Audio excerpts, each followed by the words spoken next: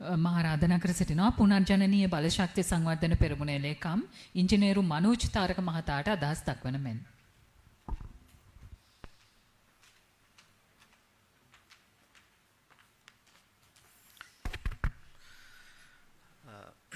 Good evening to you all. First of all, I would like to thank PUCSL for arranging this event, for getting the public comment consideration when we are considering the expected electricity tariff hike. So here I think most of the views and comments already received, but I'd like to add some comments from the technical aspects and the few economic considerations. So if we think that upcoming electricity tariff hike is only considering the loss incurred by the CEB and that is putting onto the public, actually we see that that is not going to be a fair decision because that impact on that will be much greater than we expect.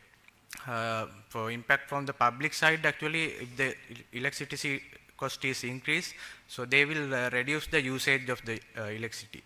So that will decrease the demands. We have seen that in the previous occasion as also when the electricity tariff is increased, that demand was decreased. So when we consider the current situation, we are having not a reliable grid network. Everyone knows that. We know that we are also working at what time next backup will be happen.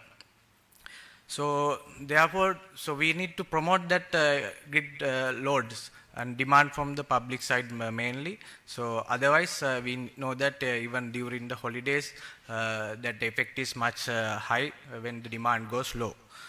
So and also this will also affect the industries, as many of the people comment on there, but this also will affect the our major economic concerns when this cost increase will going to happen to our exporters, especially the BOI companies, when they are consider the electricity cost for their product when they are competing in the global markets. So if it is CEB is going to increase this tariff considering the improvement of the grid stability, actually we can accept that as a temporary solution, so that we can have we will have hope that they will create a reliable grid network for Sri Lanka people in the future.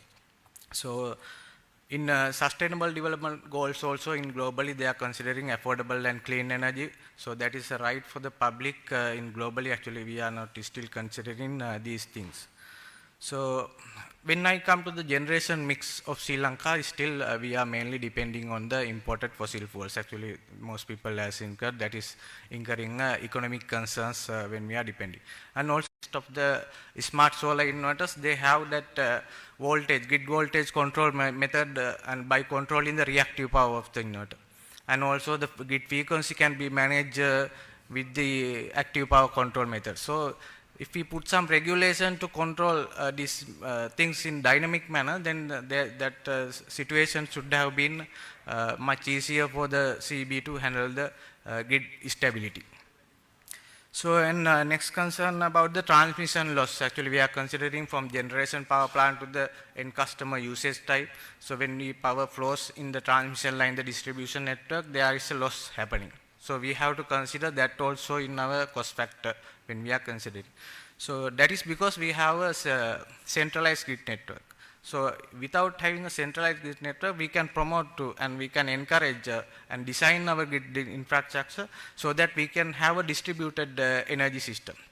So like we are developing the microgrid, and based on the several microgrid we can create mini grids, and that then only we can have a smart grid that will not affect that will not happen the past issues that we have already experienced. So these need to be considered. So when we are considering that one, actually then we have to integrate energy storage system. So currently the battery, lithium ion batteries are the widely used method for the energy storage system. So then we have to consider the cost of that. When we have energy storage system, that investment will be high, but we can also integrate with the Ministry of Finance, then reduce the tax on that one, because currently it has about 45% tax on the lithium ion batteries. So, and also previously mentioned that demand response management also a solution on that. And the next concern on the electric vehicles are coming in. So that is also a concern. Then the electricity cost will high. That also will be have an effect. Consumers will discourage to use the electric vehicles also. And also that the way they are using the electric vehicles, we have to introduce the time of tariff fee structure so that they can motivated to charge during daytime, so that we can have more renewable energy during the daytime. So since the time is limited, I will stop from here, and again thanks for the PUCSL for arranging this. සුතේ මා ආරාධනා කර